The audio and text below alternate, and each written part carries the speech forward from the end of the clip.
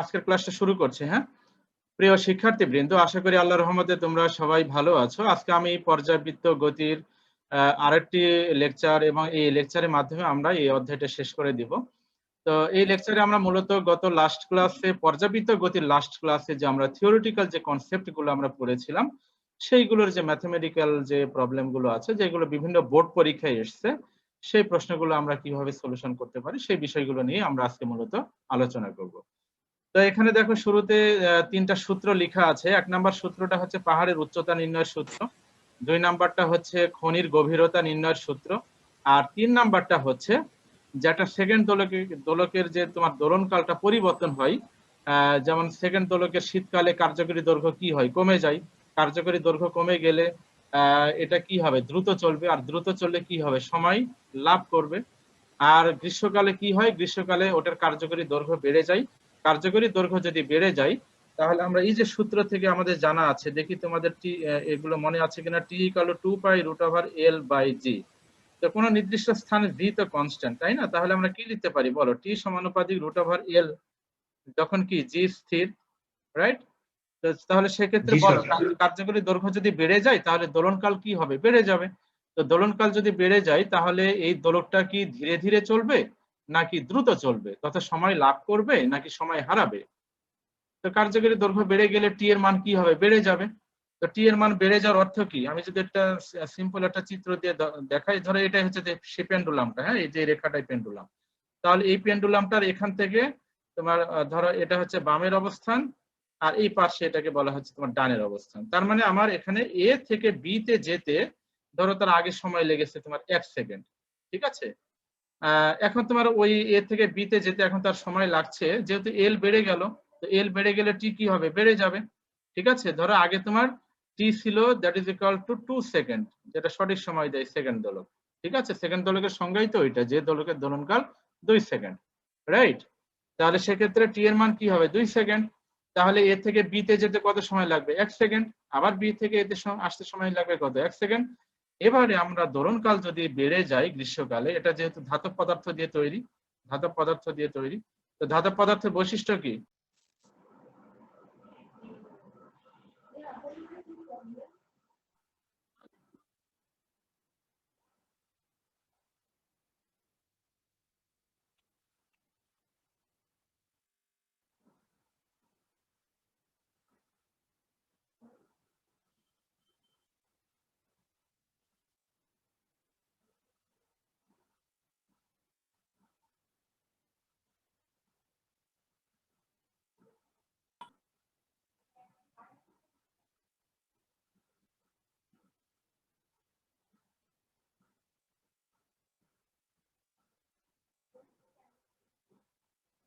আচ্ছা, তোমরা কি শুনতে পাচ্ছ?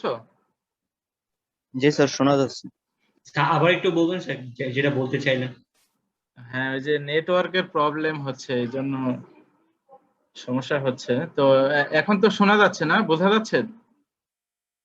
জি স্যার, বোঝা যাচ্ছে। আচ্ছা, তো আমি যেটা বলছিলাম যে এই যে সেকেন্ড দোলকের ক্ষেত্রে কার্যকরী দৈর্ঘ্য বেড়ে গেলে এল এর মান যদি বেড়ে যায় তাহলে টি কি হয়, বেড়ে যায় না, বৃদ্ধি পায় না? তো ধরো আগে দোলনকাল ছিল 2 সেকেন্ড, তার মানে এ থেকে বি তে যেতে তার সময় লেগেছে 1 সেকেন্ড, আবার বি থেকে এতে আসতে সময় লেগেছে 1 সেকেন্ড।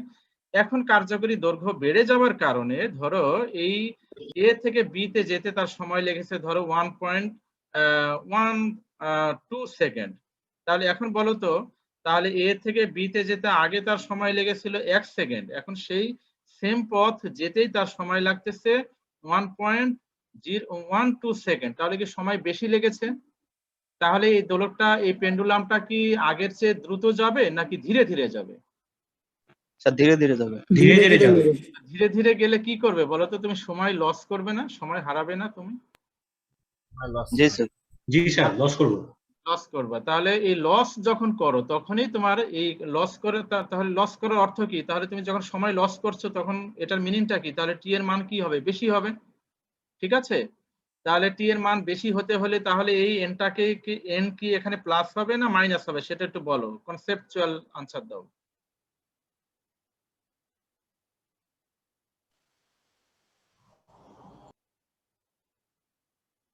শুনতে পাচ্ছ?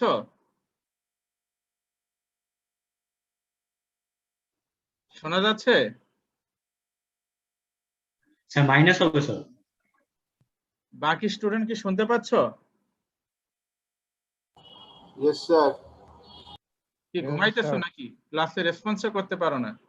তাহলে এটা মাইনাস হবে, ঠিক আছে? আর যদি লাভ করে তাহলে প্লাস হবে। এত বলে লাভ নেই, তোমরা শিখতেছো না। এবারে সরাসরি অঙ্কে চলে যাচ্ছি আমি।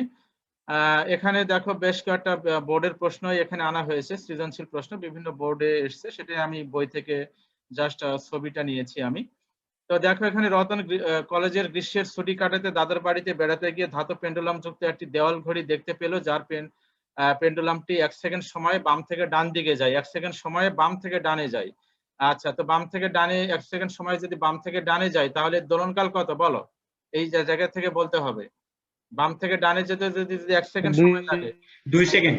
2 সেকেন্ড স্যার। বামে আসতে কত সময় লাগবে? 1 সেকেন্ড, তাহলে টোটাল দোলনকাল 2 সেকেন্ড, ঠিক আছে? আচ্ছা, ঘড়িটিকে পাহাড়ের চূড়ায় নিয়ে যাওয়া গেলে সারাদিন 120 সেকেন্ড সময় হারালো। ঘড়িটিকে কোথায় নিয়ে যাওয়া হলো? পাহাড়ের চূড়ায়, একটা পাহাড়ের চূড়ায় নিয়ে যাওয়া হলো। এর ফলে কি হয়েছে? সে 120 সেকেন্ড সময় হারিয়েছে দিনে একদিনে। পৃথিবীর ব্যাসার্ধ বলা আছে, জি এর মানটা বলা আছে। এখন চলে এসো এতে। উদ্দীপকের আলোকে পাহাড়ের উচ্চতা নির্ণয়। তো উচ্চতা নির্ণয়ের ফর্মুলা আমরা এখানে লিখে রেখেছিলাম, কোনটা ইউজ করবে বলো? জি ইউজ করবে নাকি দোলনকালেরটা ইউজ করবে? কোনটা ইউজ করে আমাদের জন্য সুবিধা? স্যার দোলনকালেরটা। দোলনকালেরটা আমরা সরাসরি ইউজ করব। আচ্ছা, দোলনকালেরটা ইউজ করতে গেলে এখানে একটা ব্যাপার আছে, খেয়াল করো। তোমার এই সিকুয়ালটা আমি একটা সূত্রটা লিখি। সূত্রটা কি? T2 divided T1 minus 1 whole into কত জানো? আর। এই সমীকরণটা তো তোমরা ব্যবহার করবে, তাই না? সমীকরণ নাম্বার 1। এখন বলো অঙ্কের উদ্দীপক থেকে বলো T1 ইকুয়াল টু কত? 2 সেকেন্ড। আচ্ছা, T2 এর মানটা কত সেটা কি জানা আছে, নাকি এটা বের করার জন্য যথেষ্ট তথ্য আছে? বলো। ৮৬,৪০০ গুণন 2 ডিভাইডেড ৮৬,৪০০ প্লাস এন হবে না মাইনাস এন হবে? বলো। সময় হারিয়েছে, তো হারালে কি হবে? মাইনাস এন হবে। Minus N. আচ্ছা, তো তাহলে এন এর মান কত বলা আছে? উদ্দীপক থেকে বলো, কুইক রেসপন্স করো। এন এর মান কত? Sir, 120 sir seconds. 120 second sir. N এর মান 120। তাহলে ক্যালকুলেশন করলে কি টি এর মান, টি2 এর মান পাওয়া যাবে? করো একজন, ক্যালকুলেশন করো, ভালো স্টুডেন্ট যারা একটু রেসপন্স করো। এন এর মান 120 ধরে টি2 এর মান কত এসেছে একটু রেজাল্ট আমাকে জানাও। কুইক। স্যার 2.003। 2.003 এই মানটা আমরা নিলাম। একটু 2 এর কাছাকাছি থাকবে, বাট ভেরিয়েশন আছে। হ্যাঁ, ওই দশমিকের পরে যে সংখ্যা না পাওয়া পর্যন্ত তুমি আগাতেই থাকবে।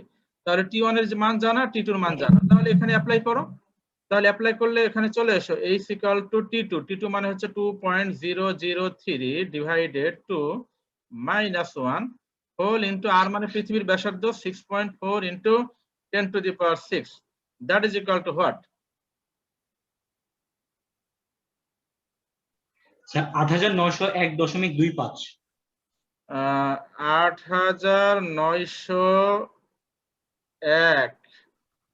৮৯০১.25 মিটার, তাই তো? যদি ক্যালকুলেশন ভুল না হয়। জি স্যার। তোমরা একটু চেক করে দেখবে, হ্যাঁ, এই ক্যালকুলেশনটা ভুল আছে কিনা তোমরা একটু চেক করে দেখো। ভুলও থাকতে পারে, ও যে ক্যালকুলেশন করেছে, তোমরা সবাই ক্যালকুলেশন চেক করবে। তাহলে আমরা পাহাড়ের উচ্চতা কত সেটা পেয়ে গেলাম। 3 মার্কের প্রশ্ন। দেখো এটা খুবই ইজি প্রশ্ন কিনা, বোর্ড পরীক্ষার প্রশ্ন, ঢাকা বোর্ড 2019 সাল। আচ্ছা, এবারে চলে এসো আমরা 4 মার্কের যে প্রশ্নটা আছে এখানে। তোমার ঘড়িটিকে পাহাড়ের চূড়া নিয়ে যাওয়ার পর দোলনকাল অপরিবর্তিত রাখতে কি ব্যবস্থা নিতে হবে, গাণিতিকভাবে বিশ্লেষণ করো। আচ্ছা, ঘড়িটাকে কোথায় নিয়ে যাচ্ছ? পাহাড়ের চূড়ায়। তো পাহাড়ের চূড়ায় নিয়ে গেলে তো দোলনকাল পরিবর্তন হচ্ছে, তাই না? এই যে দোলনকাল পরিবর্তন হয়ে যাচ্ছে, 2.003 হয়েছে। এখন তুমি দোলনকাল কি করতে চাচ্ছ? অপরিবর্তিত রাখতে চাচ্ছ। তো অপরিবর্তিত রাখতে গেলে তাহলে ওখানে কার্যকরী দৈর্ঘ্যের পরিবর্তন করতে হবে। তো সেটা আমরা কিভাবে করতে পারি সেটা একটু ভালো করে বোঝার চেষ্টা করো। কার্যকরী দৈর্ঘ্যের আমরা কিরূপ পরিবর্তন করব? আচ্ছা, সেটা বের করার জন্য দেখো, আচ্ছা, যখন এটা পৃথিবীতে ছিল তখন তোমরা একটু নিজের একটু বুদ্ধিমত্তার পরিচয় দাও তো। T1 equal to 2 pi root over L1 by g, ঠিক আছে? তো এই জায়গায় আমরা তাহলে L1 টা কত পাই বলো তো? L1 ইকুয়াল টু তোমার আমরা যদি সরাসরি মান অ্যাপ্লাই করি তাহলে এই রেজাল্টটা তৈরি হবে 0.9927, এরকম একটা মান তৈরি হয় আর কি। এই মানটা তৈরি হবে। এটা কোথায় কার্যকরী দৈর্ঘ্য এটা বলো? যখন পাহাড়ের চূড়ায় তুমি নিয়ে যাও নাই, পৃথিবী পৃষ্ঠে যখন ছিল। স্যার পৃথিবী পৃষ্ঠে। এটা কিভাবে এসছে বুঝতে পেরেছো? T1 এর মান কত বসাবে এখানে? 2 সেকেন্ড। 2 সেকেন্ড। আর জি এর মান কত? এখানে বলাই আছে জি এর মান 9.8। 9.8। এই যে উদ্দীপকে যেটা বলা আছে সেটা ইউজ করবো। ওটা হচ্ছে পৃথিবীর পৃষ্ঠে। তো জি জানা, T1 জানা, 2 পাই তো কনস্ট্যান্ট, তাহলে L1 পেয়ে যাবে না? আচ্ছা, এবারে চলে এসো, বলো তো টি এর সাথে টি তো তুমি একই রাখতে চাচ্ছ, খেয়াল করো। টি যেহেতু সব জায়গায় তুমি, অর্থাৎ পৃথিবী পৃষ্ঠে টি যা ছিল উপরেও তুমি তাই রাখতে চাচ্ছ, উদ্দীপকে কিন্তু সেটাই বলে দিয়েছে, দেখো দোলনকাল অপরিবর্তিত রাখতে। ব্যাপারটা বুঝতে পেরেছো? জি স্যার। তাহলে এল এর সাথে জি এর রিলেশন কি হবে বলো? এল এর সাথে জি এর রিলেশন কি হবে সূত্র থেকে বলো?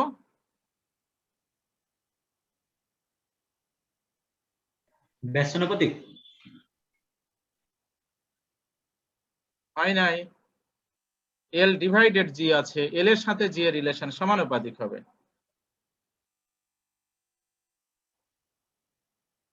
আকাশ কর্মকার শুনতে পাচ্ছ? জি স্যার শুনতে পাচ্ছি। কি বুঝতে পেরেছো আমি কি বলেছি? কোনো রেসপন্স নাই তো? জি স্যার।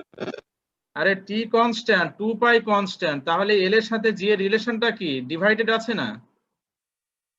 ডিভাইডেড থাকলে কি হয় তোমার? এল সমানুপাতিক জি হয় তো। তাহলে আমরা লিখতে পারি না L1 সমানুপাতিক G1, আর আরেকটা কি লিখতে পারি? L2 সমানুপাতিক G2। ঠিক আছে? আচ্ছা, জি তাহলে স্যার। আমরা এই জায়গা থেকে সমানুপাতিক চিহ্ন ওঠানো হলে কি একটা ধ্রুবক আসবে, এখানে একটা ধ্রুবক আসবে, সেম কনস্ট্যান্ট চলে আসবে। ঠিক আছে? তাহলে আমরা ফাইনালি এখান থেকে কি লিখতে পারি বলো? তাহলে আমরা লিখতে পারি না তোমার ধরো L1 divided L2 that is equal two G1 divided G2। দেখো এটা লেখা যায় কিনা এই সমীকরণ থেকে। দেখো এগুলো বুঝতে হবে, সায়েন্সের স্টুডেন্ট, এগুলো না বুঝলে আসলে লেখাপড়া করানো সম্ভব না। এটা কি বুঝতে জি পেরেছো? বুঝতে এই পেরেছি। সমীকরণ থেকে যেটা আসবে ক্লিয়ারলি বুঝতে পেরেছো? জি স্যার। জি স্যার। তো G1 মানে কি লিখতে পারি আমরা? G1 মানে হচ্ছে Gm ডিভাইডেড আর স্কয়ার, আর G2 মানে কি? Gm ডিভাইডেড আর প্লাস এইচ তার উপরে হোল স্কয়ার। দেখো এটা আমাদের জানা আছে কিনা, that is r plus h divided আর তার উপর হোল স্কয়ার। এটা বুঝতে পেরেছি কিনা একটু বলো? Very simple. আচ্ছা, এবারে Yes, দেখো sir. এই জায়গা থেকে ক্যালকুলেশন করলে আমাদের L1 এর মানটা কিন্তু আমাদের জানা আছে, খেয়াল করো ওই যে L1 এর মানটা উপরে বের করা আছে। তাহলে ক্যালকুলেশন করে আমরা কার মান পাবো বলো? L2 এর মানটা পেয়ে যাব। দেখো খেয়াল করো, এখানে আর এর মানটা কিন্তু জানা, আর এইচ হচ্ছে ওই যে ওই গতে যে এইচটা পেয়েছো সেটা এখানে অ্যাপ্লাই করতে হবে। ঠিক আছে? তাহলে এইচ এর মানটা আমাদের জানা আছে। তো এইচ এর মান জানা, আর জানা, তাহলে ক্যালকুলেশন করলে এই ডানে আর প্লাস এইচ ডিভাইডেড আর হোল স্কয়ার এই মানটা পেয়ে যাবে। ঠিক আছে? এই মানটা যেটা পাবে সেটা L1 এর যে মান তাকে ভাগ করতে হবে, করলেই L2 এর মানটা পেয়ে যাবে। তো L2 এর মানটা কত আসে এটা একটু ক্যালকুলেশন করে দেখবে। ঠিক আছে? L2 এর মানটা ক্যালকুলেশন করে দেখবে তো কত মিটার আসে। তাহলে এরপরে বলো তো L2 এর মানটা L1 এর চেয়ে বড় হবে না ছোট হবে?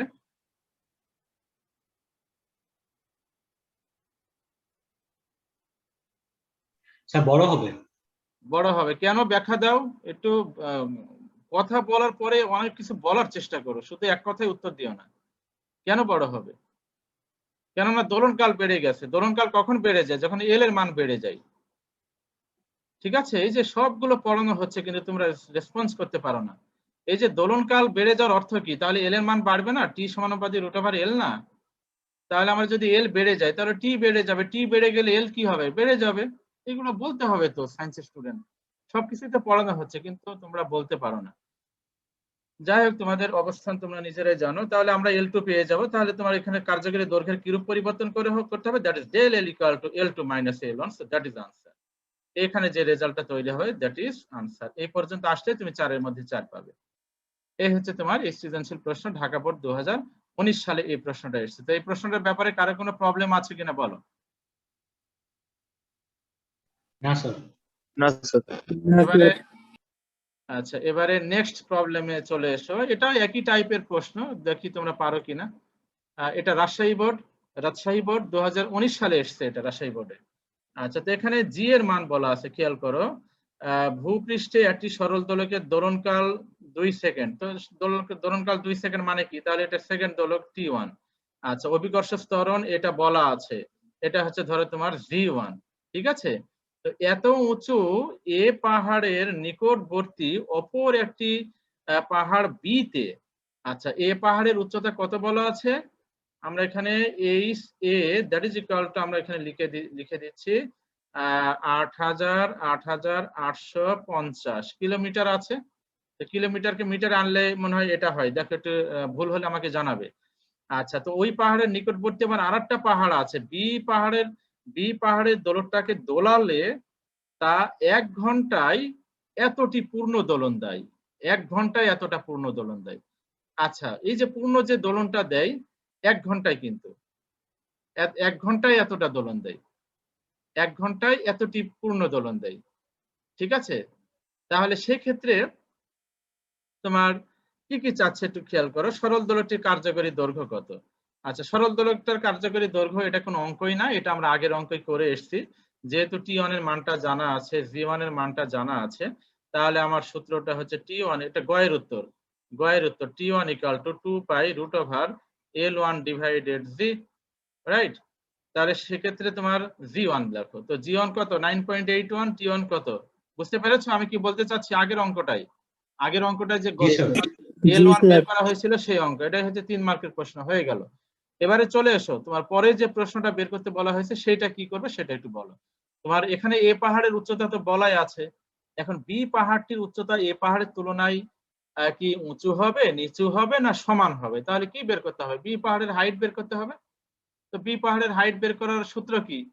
হাইট বের করার সূত্র হচ্ছে তোমার h b that is equal to, দোলনকাল দিয়ে যদি তুমি করো, অনেক কিছু দিয়ে বের করা যায়, তাহলে তোমার T2 divided T1 minus 1 into কি আর।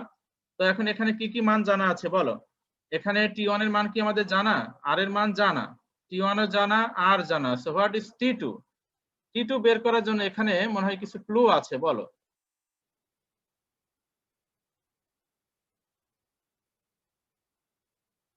তোমরা কি শুনতে পাচ্ছ?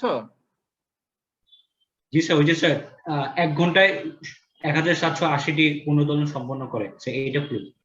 Very good Jamilul. তাহলে T2 কত লিখবো বলো, সূত্র দাও। T2 ইকুয়াল টু কি লিখবো বলো? স্যার 86,400 ইন্টু 2 ডিভাইড বাই ৮৬,৪০০ দরকার নাই তো, এখান থেকে তো সরাসরি T2 পেয়ে যাবে। দোলনকাল মানে কি? একটা দোলন সম্পন্ন হতে যে সময় লাগে সেটাই হচ্ছে দোলনকাল। তাহলে স্যার 1780টি পূর্ণদোলন সম্পন্ন করে আপনার 3600 সেকেন্ডে, তো হচ্ছে সুতরাং একটা পূর্ণদোলন সম্পন্ন করতে যে সময় লাগে। স্টুডেন্ট গুলো, তোমরা এই দোলনকালের কনসেপ্ট যদি বলতে না পারো, এতগুলো স্টুডেন্ট ক্লাসে জয়েন করেছো, এই যে এটাই হচ্ছে দোলনকাল। সূত্রটা হচ্ছে তোমার T ডিভাইডেড N।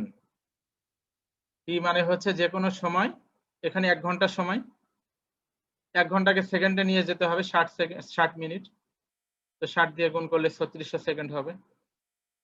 কি বাকি স্টুডেন্ট বুঝতে পেরেছো, নাকি ক্লাসে শুধু এমনিতেই জয়েন করো?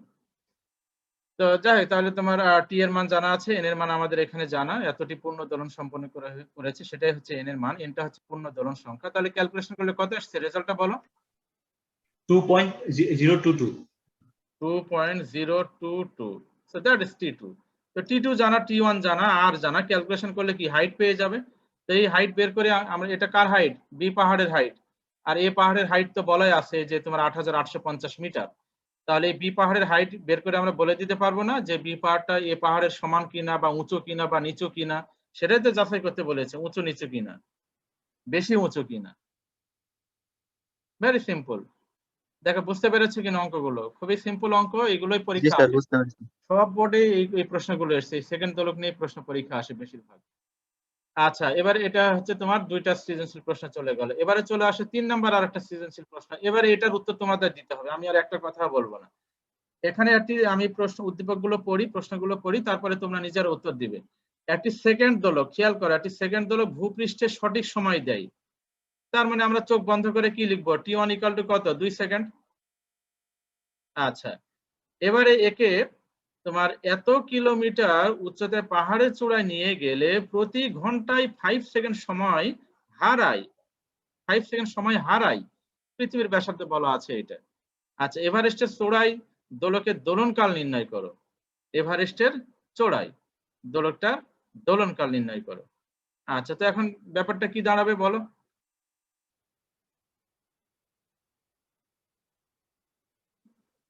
এটা আপনার সলিউশনটা বলো। উচ্চতা দিয়ে স্যার, উচ্চতা দিয়ে স্যার ওই যে সময় দোলনকাল সম্পর্ক ওইটা স্যার থেকে আপনার দোলকের দোলনকালটা বের করতে হবে স্যার। মানে sir h is equal to T2/T1 - 1 into r। আচ্ছা, এখন তোমার এখানে দেখো আরো অন্যভাবে আমরা করতে পারি, এটা ইজি ওয়েতে আমরা বের করতে পারি। সেটা হচ্ছে তোমার পাহাড়ের চূড়ায় চেয়েছে, তাই না, দোলনকাল। তো সেটা বের করার জন্য কি আমরা এই ফর্মুলাটা জানি না? আমি উপরে, আচ্ছা নিচে লিখি T2 that is equal two, আচ্ছা এখানে বলো তো এই যে 5 সেকেন্ড সময় যে হারাচ্ছে এটা কি দিনে না ঘন্টায় বলো, নাকি মিনিটে? ঘন্টায়। স্যার ঘন্টায়। ঘন্টায়। তো আমাদের দেখি তোমাদের কার ব্রেন কি আছে দেখি। T2 ইকুয়াল টু যে আমরা লিখি ৮৬,৪০০ গুণন 2 ডিভাইডেড ৮৬,৪০০ প্লাস মাইনাস n। আমরা আমাদের এখানে হারাচ্ছে, তার মানে মাইনাস আসবে, তাই না, মাইনাস n আসবে। এখন এই T2 ইকুয়াল টু যে ৮৬,৪০০, এটা কি আমরা ঘন্টায় সূত্রটা লিখেছি, মিনিটে লিখেছি, নাকি 12 ঘন্টায়, নাকি একদিনে বলো? স্যার দিনে একদিনে স্যার। স্যার। দিনে। তো এখানে সূত্রে যে মানটা বলা আছে সেটা কি দিনে বলা আছে না ঘন্টায় বলা আছে? স্যার ঘন্টায়। ঘন্টায়। তাহলে আমরা কি করব, ৮৬,৪০০ গুণন 2 লিখবো নাকি ৩৬০০ লিখবো বলো? স্যার ৩৬০০। ৩৬০০ লিখবো। ৩৬০০ গুণন 2 divided ৩৬০০, very simple, ৩৬০০ minus 5 second. আর যদি তুমি ৮৬,৪০০ লিখতা তাহলে ব্যাপারটা কি দাঁড়াবে সেটা একটু আমাকে বলো। ৮৬,৪০০ গুণন 2 ডিভাইডেড ৮৬,৪০০ মাইনাস, এখানে দেখো 1 ঘন্টায় 5 সেকেন্ড সময় হারিয়েছে, তাহলে 24 ঘন্টায় কত সেকেন্ড সময় হারাবে? তাহলে কত হবে? 24 কে 5 দ্বারা 24 এ 120 120 120 চলে আসবে। দ্যাট ইজ তোমার T2। এটা ক্যালকুলেশন করলে যে রেজাল্ট আসবে এটা ক্যালকুলেশন করলে সেম রেজাল্ট আসবে। কিন্তু বিষয়টা বুঝতে পেরেছো কিনা সেটা একটু আমাকে বলো। জি স্যার। জি স্যার। আচ্ছা, তাহলে এই যে দোলনকাল হয়ে গেল, খুব সিম্পল। কিন্তু সূত্রটা এই যে ৮৬,৪০০ সবসময় ইউজ করতে হবে এমনটা না। যদি মিনিটে বলা থাকতো যে হ্যাঁ। মিনিটে এত সেকেন্ড সময় হারিয়েছে, তাহলে ৬০ গুণন 2 ডিভাইডেড ৬০ মাইনাস n বলো। স্যার উচ্চতার সূত্র দিয়ে আমরা করতে পারতাম না স্যার? হ্যাঁ পারা যাবে, কিন্তু উচ্চতার সূত্রে যাওয়ার দরকারটা কি? তা উচ্চতার সূত্র দিয়ে করলে হবে, যেহেতু এখানে সরাসরি উচ্চতা বলা আছে। তো সেটা একটু ঝামেলা জি না। স্যার। উচ্চতার সূত্রে ওই যে তোমার h = T2/T1 -1 whole into r, calculation একটু জটিলতা আছে না? আর এটা কি একটা সহজ ক্যালকুলেশন, ও আচ্ছা। এটা করলে হবে, ওটা দিয়ে করলে হবে। বা তোমরা কি বুঝতে পেরেছো কি বলতে চাচ্ছে?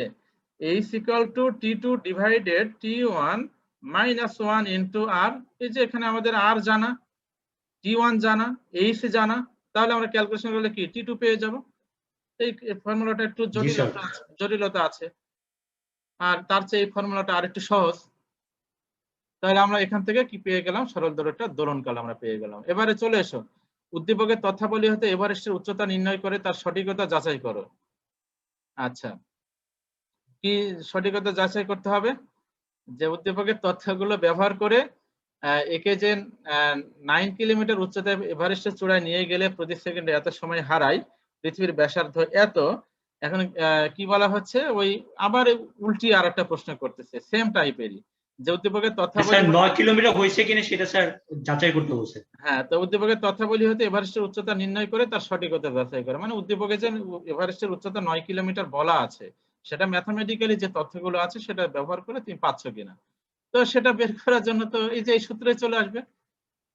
তার মানে আমার ওই যে T2টা ওই সূত্র দিয়ে বের করবে, T1টা আমাদের জানা আছে, 1 জানা, আর r এর মানটাও জানা। ক্যালকুলেশন করলে আমরা h পেয়ে যাব। তো এখান থেকে আমরা কি করতে পারবো, সঠিকতা যাচাই করতে পারবো। ভেরি সিম্পল, খুবই সিম্পল অঙ্ক পরীক্ষা এসছে দেখো। এবং এটা এসছে বরিশাল বোর্ড 2019 সালে। দেখো এই সৃজনশীল প্রশ্নটা ক্লিয়ারলি বুঝতে পেরেছি কিনা সবাই? জি স্যার। জি স্যার। আচ্ছা, এবারে নেক্সট নেক্সট আর একটা সৃজনশীল প্রশ্ন নাম্বার 4, এটা 4 নাম্বার প্রশ্ন। এখানে রাজশাহী বোর্ডে 2017 সালে এসেছে, রাজশাহী বোর্ডে। তো এখানে খুবই সিম্পল অঙ্ক, দেখো কিন্তু এখানে অঙ্কের ভাষাগত একটু ত্রুটি আছে। একদল শিক্ষার্থী পদার্থবিজ্ঞান ল্যাবরেটরিতে এত গ্রাম ভরের, এটা হচ্ছে তোমার ছোট হাতের এম এর মান বলা আছে, একটি বস্তুকে তারের প্রান্তে আটকিয়ে আংটায় ঝুলিয়ে দোল দিল। তারা দেখলো এটি প্রতি সেকেন্ডে এতবার স্পন্দিত হচ্ছে। আচ্ছা, প্রতি সেকেন্ডে এতবার স্পন্দিত হচ্ছে, তার মানে এটাকে আমরা ওই যে কম্পাঙ্ক লিখতে পারি, প্রতি সেকেন্ডে স্পন্দন সংখ্যা, সেটাকে কি বলি আমরা, এফ বলি। সেটা হচ্ছে তোমার 5 পার সেকেন্ড বা হার্জ বলা হয় এটাকে, দ্যাট ইজ ইকুয়াল টু 5 হার্জও বলা যেতে পারে। ঠিক আছে। আচ্ছা, বস্তুটির সর্বাধিক সরণ 5 সেন্টিমিটার আর বিস্তার আবার বলেছে দেখো 10 সেন্টিমিটার। এই জায়গায় একটা ভাষাগত ত্রুটি আছে, কি ত্রুটি বলো তো? আচ্ছা, বস্তুটার সর্বাধিক যে সরণ, অর্থাৎ সাম্যাবস্থা হতে ডানে অথবা বামে সর্বাধিক যে সরণটা হয় সেটাকে কি বলা হয় বলো? স্যার বিস্তর বলা হয়। বিস্তার।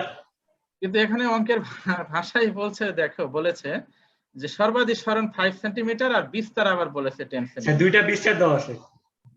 না, দুইটা বিস্তার হবে কেন? বিস্তার তো যেখানে একটা হবে, বিস্তার কি দুইটা হয় নাকি? সেটাই তো। তাহলে এটা ভাষাগত কি ত্রুটি আছে সেটা বলো। তাহলে এটা আসলে এই যে সর্বাধিক যে সরণটা, এটা আসলে সর্বাধিক সরণ হবে না, এটা হচ্ছে বস্তুটির যে কোনো সরণ 5 সেন্টিমিটার, এটা যে কোনো সরণ, এটা হচ্ছে যে কোনো সরণ। সর্বাধিকের জায়গায় এই কথাটা আসলে ইনক্লুড হবে। তো বস্তুটির যে কোনো সরণ 5 সেন্টিমিটার আর বিস্তার সর্বাধিক সরণ হচ্ছে 10 সেন্টিমিটার। সর্বাধিক যে সরণটা হয় সেটাই তো বিস্তার, এ এর মান। আর এখানে যে কোনো যে সরণ সেটাই কার মান, এক্স এর মান।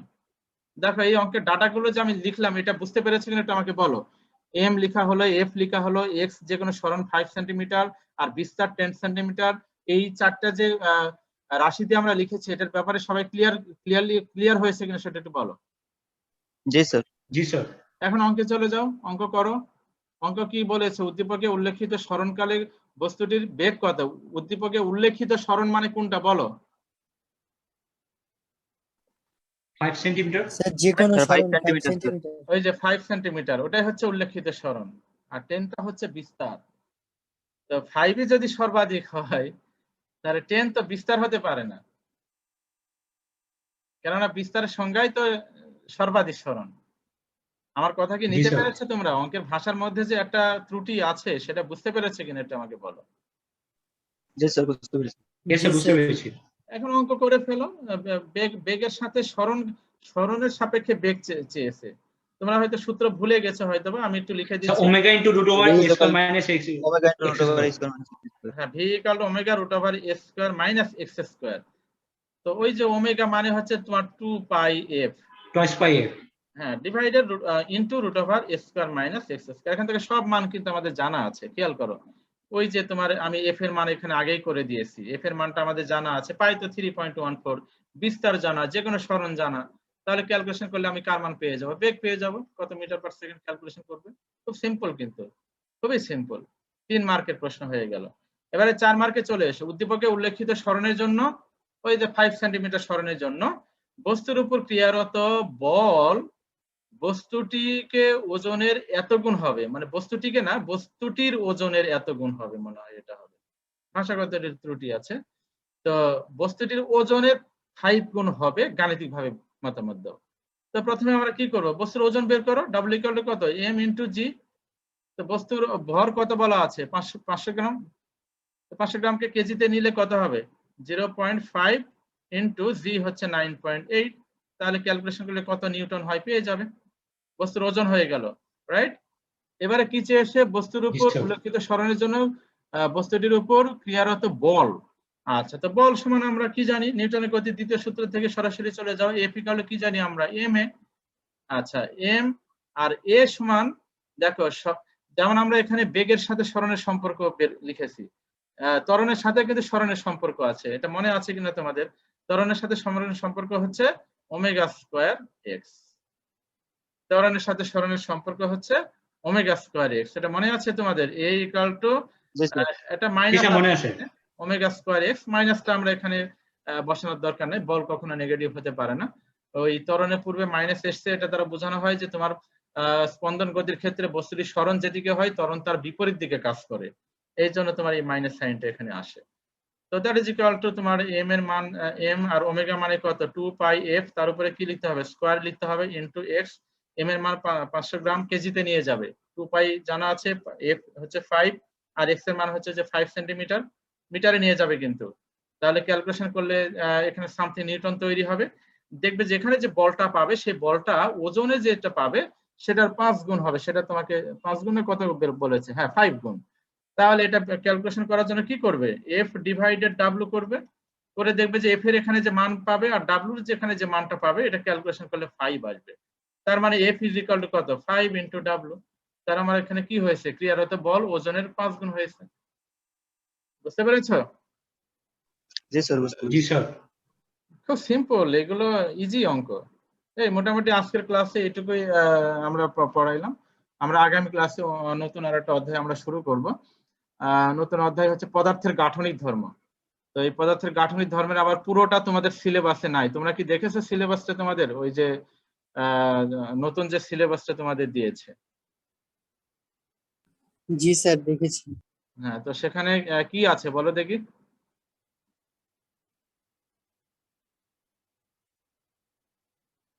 মিস্টার শরীফের আর কোনো রেসপন্স নাই। ওখানে দুইটা অংশ আছে, একটা হচ্ছে তোমার পদার্থের গঠন সম্পর্কিত কিছু ব্যাপার আছে, স্থিতিস্থাপকতা বলা হয় ওইটাকে। আর আরেকটা অংশ হচ্ছে তোমার প্রবাহী পদার্থ বলা হয়। প্রবাহী বলতে এখানে দুইটা, প্রবাহী বলতে যে সকল পদার্থ তোমার প্রবাহিত হয়, একটা জায়গা থেকে আরেকটা জায়গায় প্রবাহিত হয়। যেমন তুমি যদি বায়ু বা গ্যাসীয় যে পদার্থগুলো, ইভেন পানি, এই তরল পদার্থ আর ওই গ্যাস, এই দুইটাকে একত্রে বলা হয় প্রবাহী পদার্থ। আর স্থিতিস্থাপকতার মধ্যে আমরা যেটা পড়বো সেটা হচ্ছে কঠিন পদার্থ। তো স্থিতিস্থাপকতার একটা অংশ আছে, আর আরেকটা হচ্ছে তোমার প্রবাহী পদার্থের একটা অংশ আছে। তো তোমাদের সিলেবাসে প্রবাহী পদার্থের যে অংশটা সেটা কিন্তু তোমাদের সিলেবাস থেকে বাদ দেওয়া হয়েছে। তাহলে শুরুতে যে অংশগুলো আছে, অংশটা আছে সেটা হচ্ছে স্থিতিস্থাপকতার যে অংশটা, অর্থাৎ ওই যে পীড়ন বিকৃতি যে পার্ট, সেই পার্টটা হচ্ছে তোমাদের পড়াতে হবে। তো খুবই খুবই ইজি আর কি, খুবই ইজি। তো যেমন আমি দেখো এখানে যদি একটা ধারণা দিতে চাই, বলতো কঠিন পদার্থের অণুগুলো কি বলতো, একটার সাথে আরেকটা কি একদম গায়ে গায়ে লেগে থাকে, এদের মধ্যে আন্তঃনামিক দূরত্ব নাই বললেই চলে, তাই না? এখন তুমি এটা ধরো একটা কঠিন পদার্থ ধরো, এখন তুমি যদি এই দিক দিয়ে বল প্রয়োগ করে টান দাও তাহলে ব্যাপারটা কি দাঁড়াবে বলতো? অণুগুলো বিচ্ছিন্ন হতে থাকবে। তাহলে একটা অণু থেকে আরেকটা অণু কি দূরে সরে যাওয়ার চেষ্টা করবে, কিন্তু প্রত্যেকটা পদার্থের বৈশিষ্ট্য কি বলো, স্বাভাবিক ধর্ম কি, তার যে অবস্থান সেই অবস্থানটা ধরে রাখতে চাইবে, তার স্বাভাবিক অবস্থাটা ধরে জি রাখতে স্যার। চাইবে। তাহলে এই অবস্থা ধরে রাখতে চাওয়ার ক্ষেত্রে তোমার প্রযুক্ত বল কাজ করবে ডান দিকে। তাহলে এই অণুগুলোর মধ্যে কিন্তু একটা ওই প্রযুক্ত বলের বিপরীত দিকে একটা বাধা দানকারী বল তৈরি হবে, যেটা তোমার ওই যে ওই বলটাকে বলে আন্তঃআণবিক বল, যেটাকে আমরা স্থিতিস্থাপক বল বলবো এখন আমরা। তাহলে তোমার এই প্রযুক্ত বলের ডিরেকশন কোন দিকে, ডান দিকে। তুমি এটাকে লম্বা করতে চাচ্ছ টেনে, তাহলে একটা অণু থেকে আরেকটা অণু দূরে সরে যেতে চাইবে, কিন্তু এই একটা অণু আরেকটা অণুর মধ্যে একটা বন্ধন আছে। বন্ধনগুলো তোমরা দেখবে, আমরা বন্ধন পড়াবো না, সমাজে যে বন্ধন, আয়নিক বন্ধন, হাইড্রোজেন বন্ধন, তোমরা একটু দেখবে, হ্যাঁ এটা কেমিস্ট্রিতে পড়েছো, আমরা এখানে পড়াবো না। তাহলে এই বন্ধনের কারণে কি এদের মধ্যে একটা আন্তঃআণবিক আকর্ষণ বল আছে না, শক্তি আছে না? তাহলে বলতো আমি যখন টেনে লম্বা করতে চাচ্ছি তখন এই অণুগুলোর মধ্যে যে আন্তঃআণবিক যে বলটা তৈরি হচ্ছে, এই বলটা কি আকর্ষণ ধর্মী না বিকর্ষণ ধর্মী বলো? আকর্ষণ ধর্মী। আকর্ষণ আকর্ষণ ধর্মী। ধর্মী। দুইটা স্টুডেন্ট বলতে, দুই তিনটা স্টুডেন্ট বলতে পেরেছে। আর যদি আমি এটাকে সংকুচিত করতে চাই, খেয়াল করো, আমি চারিদিক থেকে বল প্রয়োগ করে এটাকে সংকুচিত করতে চাই, তাহলে সেক্ষেত্রে এই অণুগুলো কি কাছাকাছি আসতে দেবে না, তার মানে কি দূরেও যেতে দিতে চাচ্ছে না। সেক্ষেত্রে আন্তঃআণবিক বলের প্রকৃতি আকর্ষণ ধর্মী, মানে আকর্ষণ করে তাকে টেনে ধরছে, আর কাছেও আসতে দিতে চায় না, তার মানে কি বিকর্ষণ করছে। তার মানে আমার এই ক্ষেত্রে আন্তঃআণবিক বলের প্রকৃতি হচ্ছে বিকর্ষণ ধর্মী। তো এই যে আন্তঃআণবিক যে বলটা তৈরি হলো যেটাকে বলা হয় স্থিতিস্থাপক বল, তাহলে এই প্রযুক্ত বলের কারণে কি এর আকার আকৃতি আয়তনে পরিবর্তন হবে। ওই প্রযুক্ত বল যদি অপসারণ হয় তাহলে এই আন্তঃআণবিক বলের কারণে বা স্থিতিস্থাপক বলের কারণে এই পদার্থটা আবার আগের অবস্থায় ফিরে যাবে। এই যে ধর্ম সেটার নামই হচ্ছে তোমার স্থিতিস্থাপকতা। তো এটা